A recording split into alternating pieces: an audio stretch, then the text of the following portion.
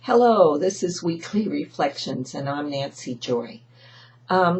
This week, in lieu of the shootings in Arizona, I would like to address a unity consciousness perspective and perhaps suggest that we all might take a look inside ourselves and see the process by which we awaken ones and one's awakening move into this higher perspective through all our feelings. There is a quote that's pretty famous, and I'm sure many of you have heard it. It's by Rumi, and it goes, "Beyond the ideas of right doing and wrong doing, there lies a field. I will meet you there."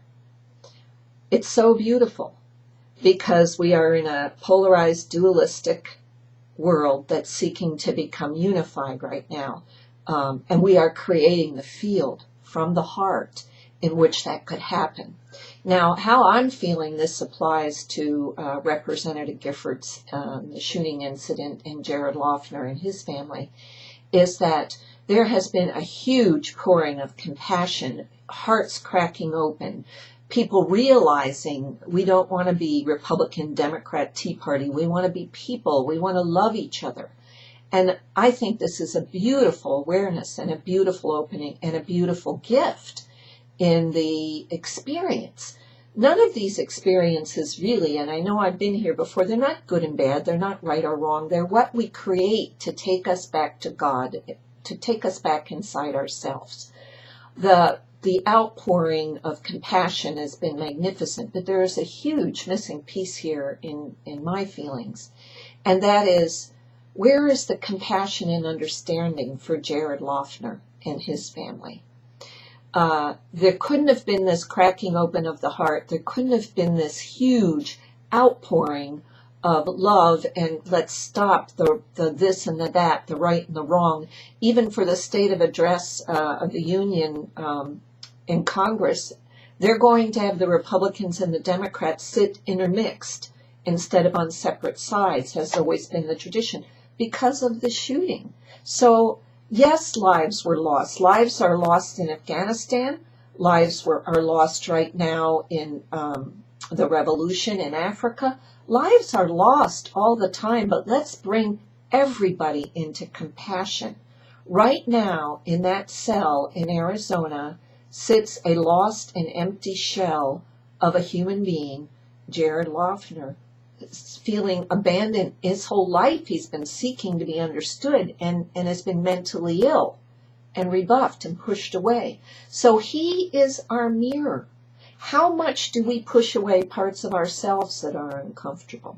How much do we not embrace the total package and bring it all into compassion and understanding?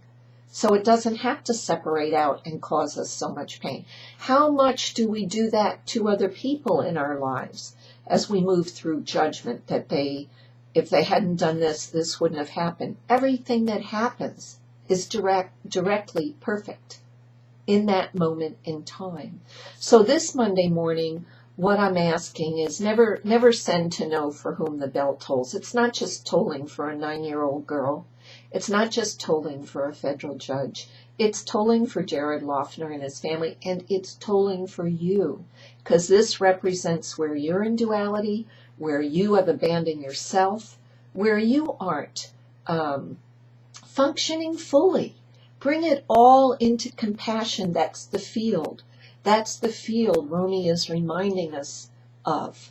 So I encourage everyone to breathe deeply into their hearts and find the compassion that for Jared and his family, for everyone involved in this whole incident that happened, and then take it personally.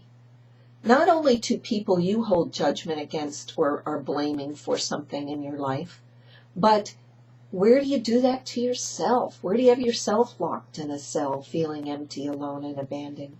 And let the compassion flow. Let the hearts flow. This is a beautiful doorway into unity consciousness to feel in all its ramifications and all its beauty.